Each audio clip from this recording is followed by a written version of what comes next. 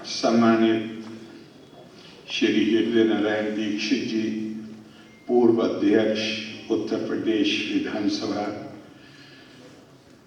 माननीय ओम प्रकाश पांडे जी, जो संस्कृत के विद्वान गुरु, इतने साल उन्होंने पढ़ाया है, श्री शैलेंद्र दुबे जी हमारे पुराने परिचित हैं, संजय राय जी, मुझे बहुत खुशी हुई उनका भाषण सुनकर। नौजवानों में मुझे लगता है कि बहुत ओजस्वी वक्ता हैं, श्री नित्यानंद तिवारी जी प्रकाशक, और जिनके लिए मेरे दिल में बहुत सम्मान आज से नहीं बहुत पहले से है, क्योंकि उन्होंने शिक्षा के प्रचार और प्रसार का काम किया है, सारी जिंदगी लगाई है उसमें, और उसके साथ साथ दूसरा भी उनका काम कम महत्वपूर्ण नहीं है, जहां उन्होंने सभी आस्था परंपराओं को से जुड़े हुए लोगों को, उनके नेतृत्व को इकट्ठा करते रहे हैं लखनऊ में और दूसरी जगहों पर, और उनके बीच में पुल बनाने का काम करते रहे हैं श्री जगदीश गांधी। श्री हृदय नारायण दीक्षित जी मेरा धन्यवाद कर रहे थे। मेरा ये सौभाग्य है कि उन जैसे विद्वान द्वारा रचित, वो भी गीता के उस ऊपर एक तरह का भाष्य है जो उनकी लेखनी से निकला है, उसमें उन्होंने मुझे याद किया, मैं उनका धन्यवाद, उनके प्रति धन्यवाद किया। और कहा गया कि हम सब पॉलिटिकल वर्कर्स भी हैं, राजनीतिक कार्यकर्ता भी हैं, तो उनके जैसे आदमी को जब कभी मैं देखता हूं तो मुझे एक संवाद है छोटा सा, वो याद आ जाता है। एक बहुत प्रसिद्ध पाश्चात्य दार्शनिक गैलीलो, आपने नाम सुना होगा, अपनी मित्र के साथ बैठ के बात कर रहा है। उस बातचीत में मित्र कहता है, लेकिन गैलीलो, आपको समझना चाहिए कि जो लोग सार्वजनिक जीवन में होते हैं उनके पास इतना समय नहीं होता कि वो पुस्तकें पढ़ सकें। तो गैलीलो ने कहा कि तुम सही कहते हो, लेकिन जो लोग पुस्तकें नहीं पढ़ते उनको ये अधिकार ही नहीं है कि वो सार्वजनिक जीवन में आए।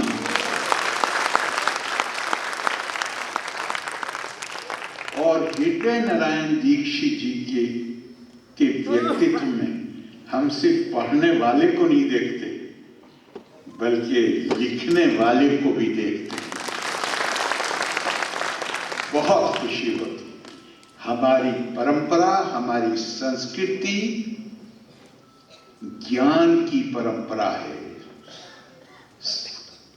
ज्ञान की संस्कृति है। हमारे यहां कहा गया है, तपा स्वाध्याय निरितम, ever devoted to the pursuit of knowledge. Swami Vivekananda के सामने ये प्रश्न आया। हमारे यहां भी हमारे दर्शन की जो 6 स्कूल हैं उसमें ज्यादा भी हो सकते हैं। हमारे यहां भी एक दर्शन का मानना है कि जीवन का उद्देश्य सुख की प्राप्ति। स्वामी विवेकानंद के सामने ये प्रश्न आया, उन्होंने कहा जीवन का उद्देश्य कदापि सुख की प्राप्ति नहीं हो सकता। फिर क्या है? फिर क्या है? उन्होंने कहा जीवन का केवल और केवल एक उद्देश्य, और वो है ज्ञान की प्राप्ति। उनका अगर सुख की प्राप्ति ही मेरे जीवन का उद्देश्य और मेरे पास शक्ति है, तो कौन मुझे रोकेगा कि मैं अपने ज्यादा सुख के लिए दूसरों को दुखी करूं? वो चीज भारतीय ज्ञान परंपरा जो है वो हमें बताती है। और मैं मानता हूं कि वो चीज कि शक्तिशाली होने के बावजूद आप अपने सुख के लिए दूसरे को दुख नहीं दे सकते, अगर इस पे कोई मुसव्वदा है। हमारी पूरी संस्कृति है, लेकिन संस्कृति का निचोड़ श्रीमद् भगवत गीता में। और सही कहा गया है, हमारे यहां गीता से पहले बहुत किताबें हैं। ये एक ऐसा नहीं है कि एक किताब से सारी संस्कृति की उत्पत्ति हुई है, लेकिन उतनी बहुत सारी किताबें। तो कहा गया है कि सर्व उपनिषदों गावो दोग्धा गोपाला नंदना पार्थो वत्सा सुधीर भोक्ता दुग्धम गीता अमृतम महत्। सारे उपनिषद, सब किताबों का सार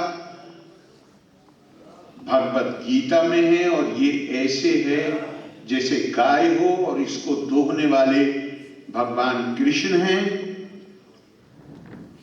अर्जुन बछड़े हैं, और सुधीर यानी शुद्ध बुद्धि और शरीर के लोग, शुद्ध मानस के लोग, वो इस दूध का सेवन करते हैं।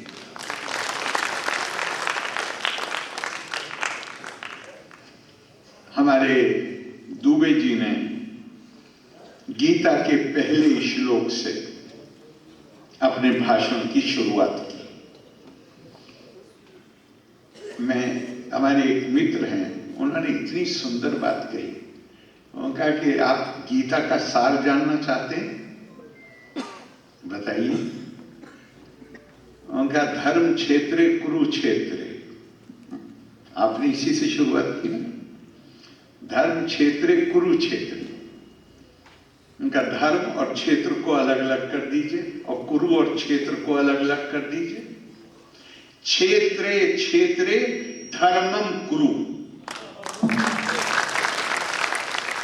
जीवन के जिस क्षेत्र में भी हो आपका, सिर्फ मैं अलग अलग प्रोफेशन की बात नहीं कर रहा हूं, अलग अलग जिन धंधों में लोग, एक ही व्यक्ति अपने धंधे में भी है, अपने परिवार के साथ भी रिश्ता है, अपने पड़ोसियों के साथ भी रिश्ता है। ये जीवन के अलग अलग क्षेत्र हैं। जिस क्षेत्र में भी हो, आप शॉप चलाते हो, आप बिल्डिंग बनाते हो, क्षेत्रे क्षेत्रे धर्मम कुरु। अगर धर्म के अनुसार आचरण है तो आपकी बनाई हुई बिल्डिंग गिर के किसी को जख्मी नहीं करेगी। इससे बड़ा प्रबंध का उसूल और क्या हो सकता है।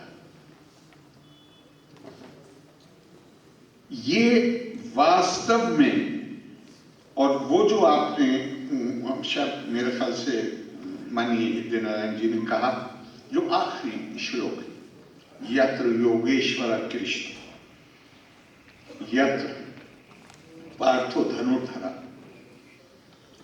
तत्र शरीर विजयो भूतिर ध्रुवा नीति मतिर्मम। अब यहां इसको इस तरह मेरे ख्याल से लेने की मेरा विचार है, हर आदमी को अपनी तरह समझने का अधिकार है। हम यहां पे जहां कृष्ण नाम आता है, यहां हम उस ऐतिहासिक योग पुरुष नहीं, योग पुरुष में तो वो बात आ जाती है, उस ऐतिहासिक व्यक्तित्व को नहीं, बल्कि इसका मतलब यह है जहां कहीं भी ध्यान होगा, बुद्धि होगी, श्रेया ज्ञानम अभ्यासात् ज्ञानात् ध्यानम विशिष्यते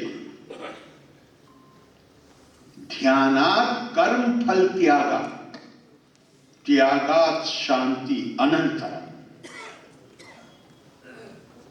जहां पे ये भाव आ जाएगा, ये गीता का भाव है। तो जहां कहीं बुद्धिमत्ता, सोच समझ, सोच विचार कर के बाद कर्म है, और वो कर्म निष्काम कर्म है, फल की इच्छा किए बगैर। जैसा आपने कहा, बिल्कुल सही कहा कि हमारी संस्कृति एक ही अधिकार देती है हमें, कर्म करने का अधिकार। फल पाने का अधिकार नहीं देती। तो एक जहां वो होगा, वहां पे निश्चित है कि वहां सफलता मिलनी ही है।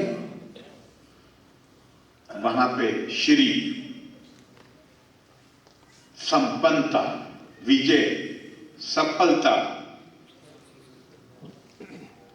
ख्याति, नीति, हर चीज मिलनी ही है।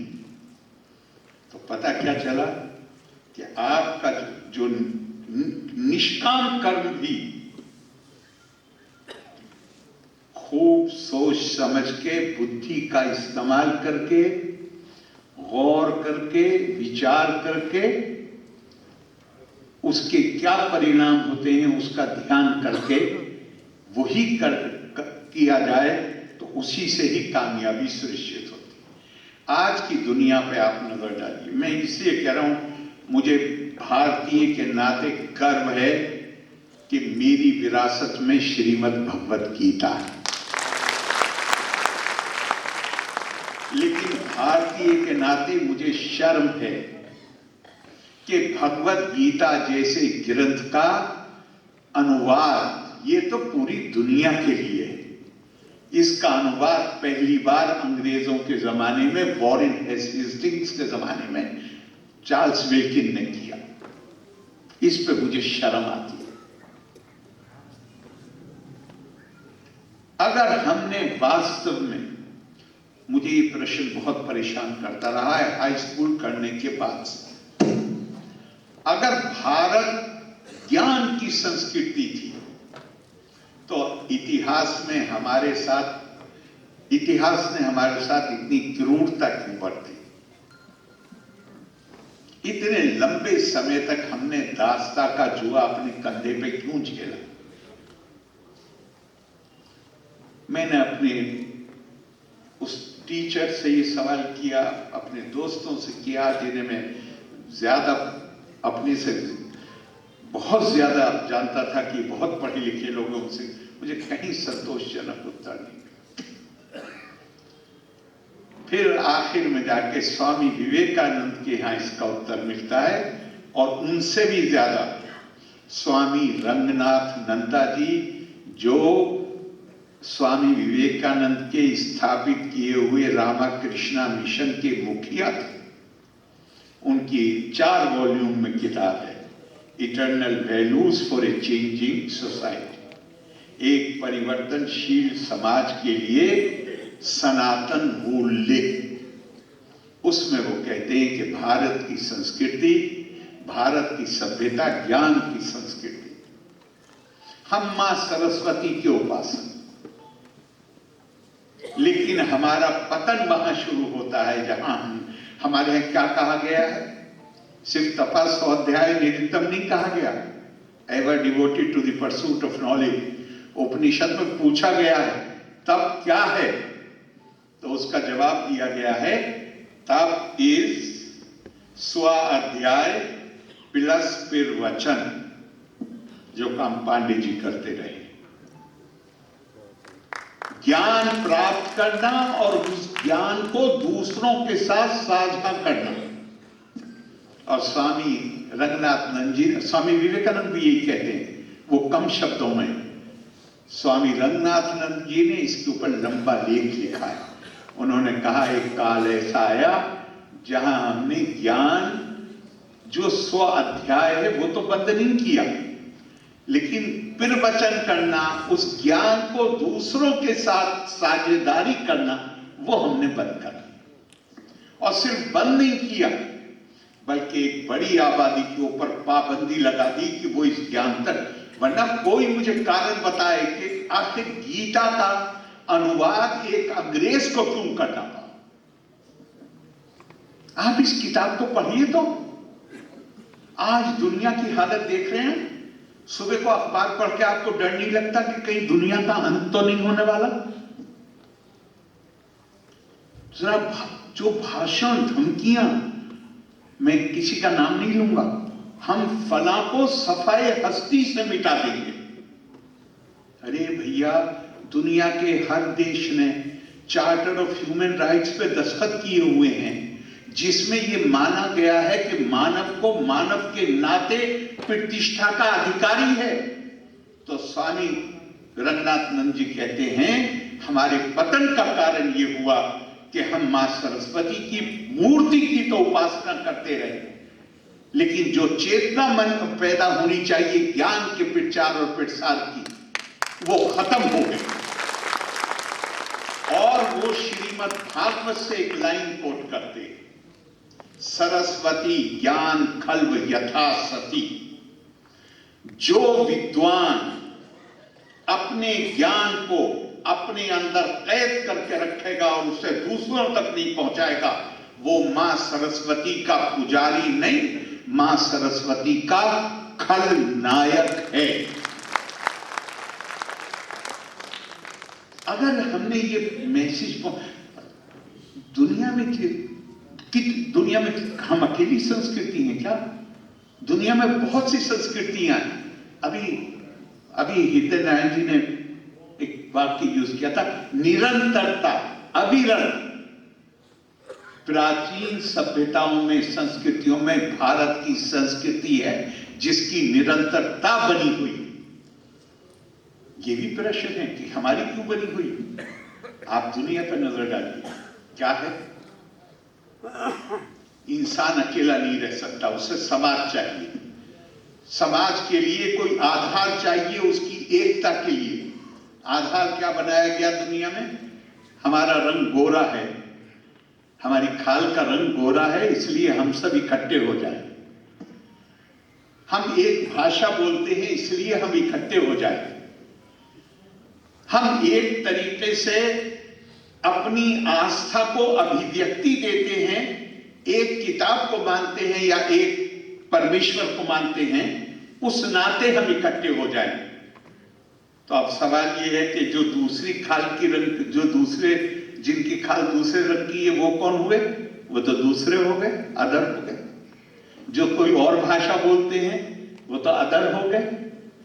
जो अलग तरीके से इबादत करते हैं, पूजा करते हैं, वो तो अलग हो गए। या जो परमात्मा है उसको अलग नाम से जानते हैं, वो अदर हो गए। और हमारी संस्कृतियों में बताती है कि अदर जो है, द्वैत यादा वे भय भवती, दूसरे से इंसान को डर लगता है, इसलिए फिर उसके अंदर एक ख्वाहिश पैदा होती है कि दूसरों को दबा के रखो। भारतीय संस्कृति ने अपने आप को कैसे परिभाषित किया? उनका ना रंग से नहीं करेंगे। हमारे मनीषियों ने, हमारे थॉट लीडर्स, उनका हमारे तो हर रंग का इंसान मौजूद है हमारे यहाँ। भाषा से कैसे करें परिभाषित भाई? हमारे यहाँ तो आज की तारीख में 26 है, कितनी है राष्ट्रीय जो नेशनल लैंग्वेजेस हैं, 2 तो सरकारी हैं, 26 लैंग्वेजेस। लेकिन उसके बाद और बहुत सी भाषाएं कहते कि 16 मील पे क्या 16 मील 8 कोस पर पानी। तो उन्होंने कहा भाई कैसे परिभाषित करें? उन्होंने कहा बहुत आसान है, हम ऐसा आधार निश्चित करेंगे जो किसी को बाहर न छोड़े। अहम ब्रह्मास्मि, हमारे नौजवान वक्ता ने यहाँ पे तत्वमसि की बात करी। शंकराचार्य निकले कम उम्री में केरला से, पूरे देश का भ्रमण किया। ये देश राजनीतिक तौर पे टुकड़े टुकड़े में बटा हुआ था उस समय, लेकिन शंकराचार्य ने पूरे देश के अंदर एक सांस्कृतिक और आध्यात्मिक एकता की लहर पैदा कर दी। कैसे वो लहर पैदा की उन्होंने चारों वेदों से 4 महावाक्य लिए। लोग कहते हैं कि उन्होंने 4 मठ स्थापित किए। 4 मठों के द्वारा कई बिल्डिंगों से एकता पैदा होती है, कभी पॉसिबल है? दिल्ली चले जाइए, पुराना किला मौजूद है। पांडवों की राजधानी के लिए क्या नाम था उसका? माया, असुरों का जो आर्किटेक्ट था उसने बनाया। अगर सरकार उस पर करोड़ों रुपए खर्च ना करे तो आप अंदर जाने के लायक भी नहीं हो। लेकिन उसी समय भगवान कृष्ण का दिया हुआ उपदेश, जिसे आज हम गीता के नाम से जानते हैं, उसमें एक अक्षर तो छोड़िए, कौमें की भी का भी परिवर्तन नहीं हुआ। क्यों? Monuments of mind are more durable than monuments of power. हाथ के और ताकत से बनाई हुई यादगारें बहुत देर नहीं रहती, लेकिन मानस की जो शक्ति है उसकी यादगार तब तक बनी रहेगी जब तक वो समाज की जरूरतों को पूरा करता रहेगा। वो यादगार बनी रहे। मुझसे भी किसी मित्र ने बाहर से आए, केरला में त्रिवेंद्रम, मुझसे पूछा, अरे भाई मैं हैरत में हूं देख, क्या दिल्ली से लेके यहां तक क्या विविधता है। आप अंग्रेजी में बोल रहे हैं, क्या डाइवर्सिटी है, आप लोग कैसे मैनेज करते हो? मैंने कहा आप हमारी डाइवर्सिटी को देख के चिंता में आ गए, हम अपनी डाइवर्सिटी को देख के हर्षित होते हैं। ये हमें मजबूत करती है डाइवर्सिटी। हमारे मनीषियों ने, हमारे ऋषियों ने इस डाइवर्सिटी को, भारतेषु स्त्रिया पुरुषो नाना वर्णा प्रकृतिते नाना देव अर्चनी युक्ता नाना कर्माणि कुर्वते। हमारे मनीषियों ने इसको देखा कि ये प्रकृति का नियम है। प्रकृति के नियम से लड़ाई नहीं लड़ी जाती, उस नियम को अपने फायदे के लिए इस्तेमाल करने के तरीके ढूंढे जाते हैं। हमें तो शुरू से ये बताया गया है, यदा भूता पृथग्भावा मेकस्थमनु पश्यति तद एवाचा विस्तारम ब्रह्मा संपद्यते तदा। ये जो डाइवर्सिटी आप देख रहे हैं, विविधता, बहुधा जो आप देख रहे हैं, इसी हॉल में भी अभी मेरे पास यहां 2 माननीय दीक्षित जी के 2 पौत्र आए, दोनों की शक्ल नहीं मिलती। ऊपर वाले की मेहरबानी से मेरे यहां 2 साल पहले एक साथ 3 का जन्म हुआ, तीनों में से एक की शक्ल नहीं मिलती। एक बेटी है, 2 बेटे हैं। तो जब एक माँ बाप के, अच्छा और अभी 2 साल के हैं, लेकिन उनकी रुचियां विभिन्न हैं। उनके खाने का खाना, एक को एक चीज पसंद है, एक को एक चीज पसंद है। अरे भाई, एक साथ तीनों पैदा हुए हैं, एक माँ के पेट से पैदा हुए हैं, एक बाप है उनका, उनकी समानता नहीं। क्यों? ये प्रकृति का नियम नहीं। हमारे ऋषियों ने इसको समझा। तो मैंने उनसे कहा, मैं क्या हमारी तो ये हमारे लिए अंग्रेजी में कहते हैं आर्टिकल ऑफ फेथ, ये हमारी आस्था है। हमारे लिए ये आस्था का विषय है कि ये जितनी विविधता आप देख रहे हैं, ये एक ही जगह से निकली है और उसी का प्रकटीकरण। सो कामा यथा बहुश्याम प्रजायेति। जब उसने, परमात्म तत्व ने आदि काल में फैसला किया, मैं अपनी प्रजा के पैदा करने के लिए बहुरूप हो जाऊं, तो हम अलग नहीं हैं, हम उस एक का बहुरूप हैं।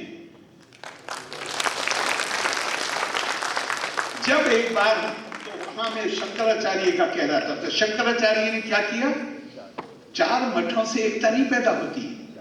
उन्होंने चारों मठों को एक एक महावाक्य के चारों वेदों से निकाल के दे दिया।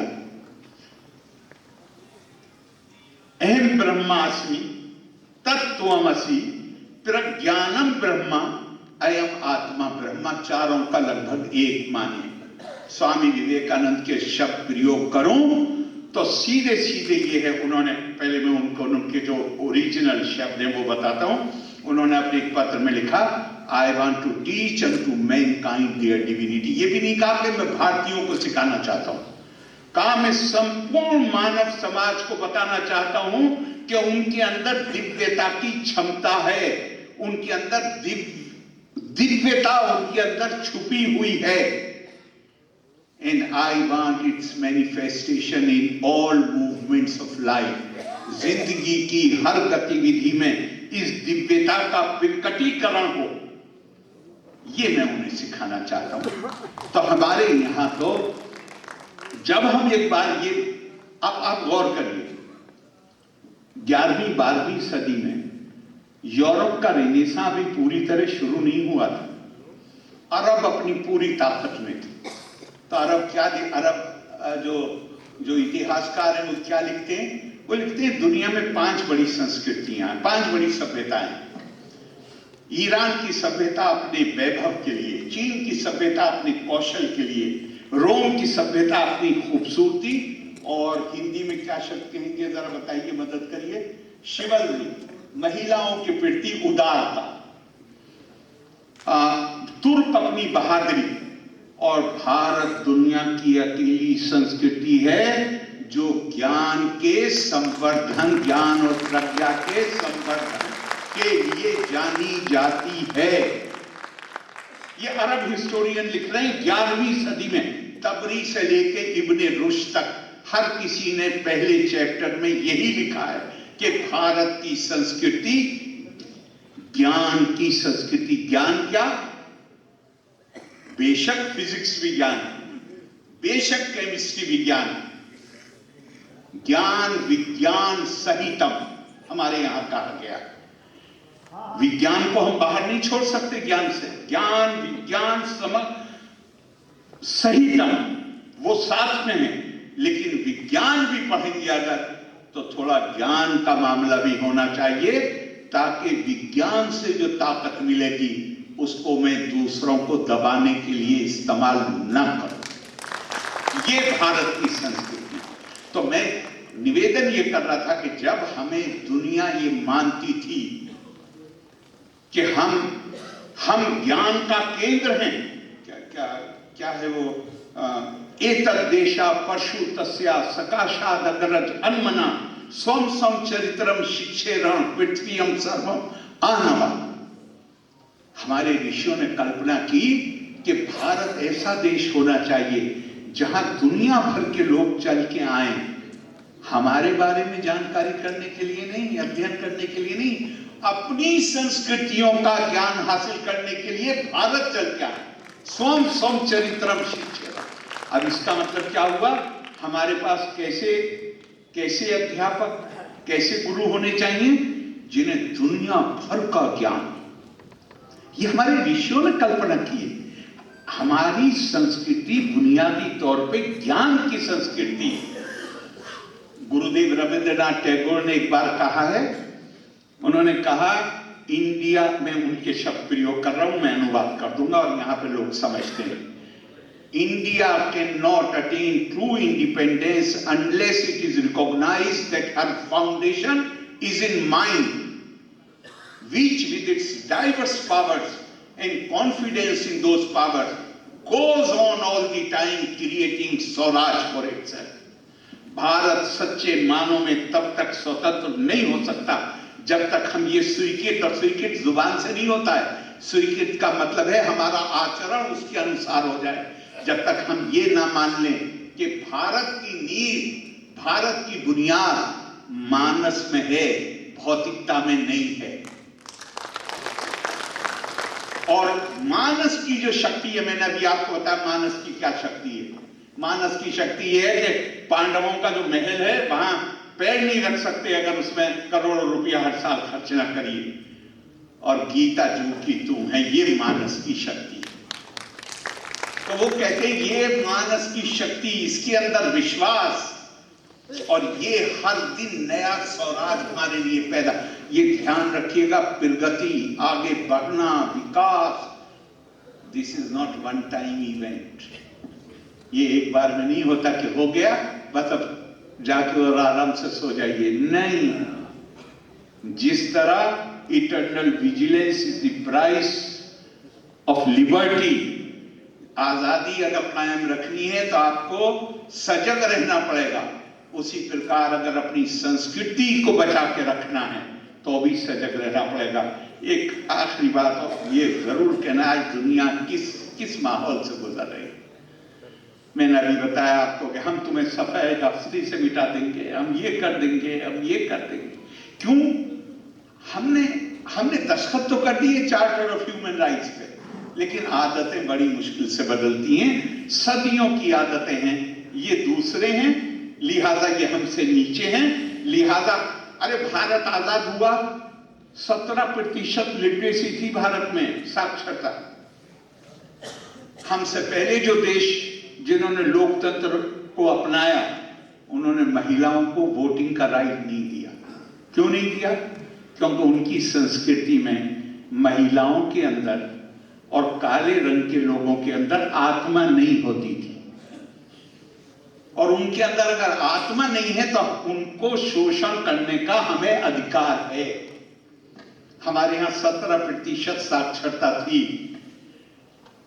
हमने यूनिवर्सल फ्रेंचाइज दिया। क्यों दिया? हमारे लीडर ज्यादा अच्छे थे, वो खराब थे? नहीं, इंसान एक जैसे ही हैं, सांस्कृतिक पृष्ठभूमि का फर्क था। हमारे यहां हमारे सांस्कृतिक मूल्य जो हजारों साल पुराने हैं, 4,500 साल में तो कोई संदेह नहीं है, लेकिन नई जो खोज आ रही है वो बता रही है कि उससे ज्यादा पुरानी। उतने सालों से हमें क्या बताया गया? महिला और पुरुष में तुम विभेद नहीं कर सकते। हमने किया है, हमने बहुत सारे ब्लंडर किए हैं, लेकिन जो ब्लंडर किए हैं वो हमने पथ भ्रष्ट होके किए हैं। वो हमारे मनीषियों ने हमें नहीं बताया है वो करने। तो सिर्फ पुरुष और महिला में हमारे सांस्कृतिक मूल्य इजाजत नहीं देते कि हम उसमें विभेद करें। हमें तो कहा गया कि जानवर के अंदर, परिंदे के अंदर, चिड़िया के अंदर भी आत्मा है, पेड़ के अंदर भी आत्मा है, इसको भी तुम शोषण नहीं कर सकते। अगर शोषण न किया होता, अगर भारत की ये बात दुनिया को पता होती और दुनिया ने माना होता, तो आज जो ये एनवायरमेंट को क्या कहते हैं, पर्यावरण, आज जो ये पर्यावरण का संकट दुनिया के ऊपर मंडला रहा है, ये पर्यावरण का संकट क्या पैदा हुआ होता अगर हमने पहले दिन से ही तय किया हुआ होता कि इसके अंदर भी प्राण है, हम इसका शोषण नहीं कर सकते, हम इसको इस्तेमाल कर सकते हैं, शोषण नहीं कर सकते। तो ये भारत की संस्कृति का, मैं ये नहीं कि दूसरी किताबें कम महत्वपूर्ण नहीं, कम महत्वपूर्ण नहीं है, लेकिन गीता को ये माना गया है कि ये सारी किताबों का एक तरह से मर्म है, सार है, तो फिर इसका महत्व ज्यादा बढ़ जाता है। और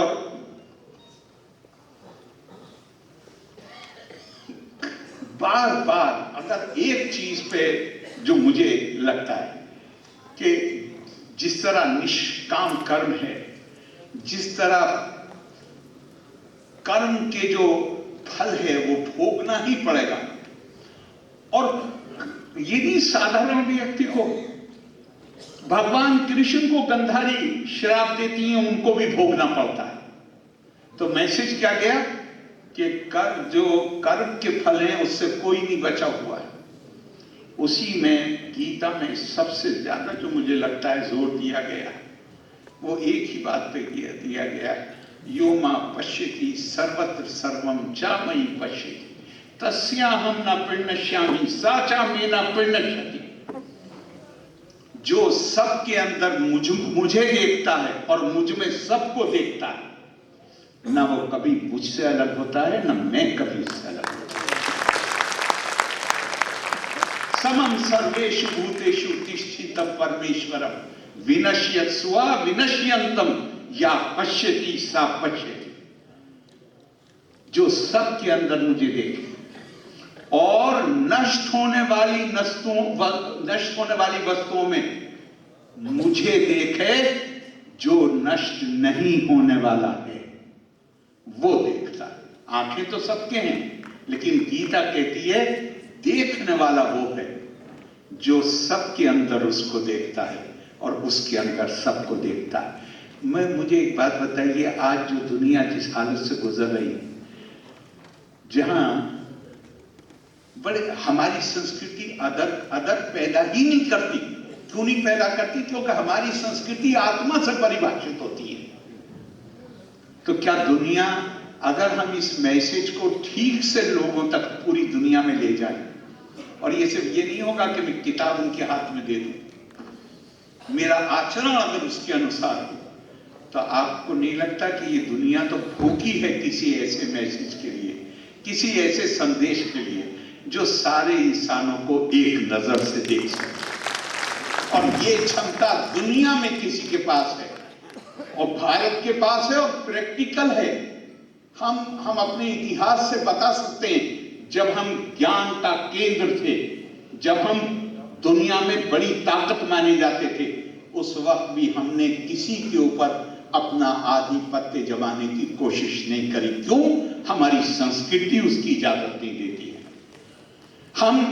हम शांतिपूर्वक संदेश लेके गए हैं, हम कभी किसी देश में अपनी फौजें लेके नहीं गए। ये भारत, इसीलिए आज भी चाहे भारत चाहे जितना ताकतवर हो जाए, और आप देख रहे हैं बढ़ती हुई ताकत को दुनिया महसूस कर रही है, लेकिन दुनिया में कोई ये कहने वाला नहीं है कि भारत अगर ज्यादा ताकतवर हो गया, भारत को रोको ताकतवर बनने से। अगर ये ताकतवर हो गया तो ये औरों को परेशान करे। हमारा इतिहास ही नहीं किसी को परेशान करने का। हमारा इतिहास सबके अंदर दिव्यता देखने का इतिहास है, वही हमारी संस्कृति है। और माननीय हृदय नारायण दीक्षित जी ने एक नए सिरे से, देख रहा था, उन्होंने कहा मैंने नई बात कोई नहीं कही। ये बात जो वो कह रहे हैं ना कि मैंने नई बात कोई नहीं कही, ये शंकराचार्य ने भी ये कहा है कि मैंने नई बात कोई नहीं कही। जरा भी मुझे आश्चर्य नहीं हुआ जब आपने ये बात कही। शंकराचार्य ने भी ये कहा है कि मैं नई बात कोई नहीं कह रहा हूं। मैं तो आज के परिप्रेक्ष्य में जो हमारे पुराने आदर्श और मूल्य हैं, केवल उसकी व्याख्या कर रहा हूं, नई बात में कोई नहीं कह रहा हूं। तो आप वो भी, आपका वाक्य खालिस और खालिस भारतीयता से भरा हुआ वाक्य है। हमने ओरिजिनलिटी क्लेम करने का हमारे यहां है ही नहीं। तो मैं, आपने इतनी देर सुना, एक और सभा है हमारे मित्र ने आयोजित की है, मुझे वहां भी पहुंचना है, फिर एक और जगह पहुंचना है। इतनी देर आपने इतने प्यार से सुना, मैं आपका बहुत आभारी हूं। लोका समस्ता सुखिनो भवन्तु। धन्यवाद। जय हिंद।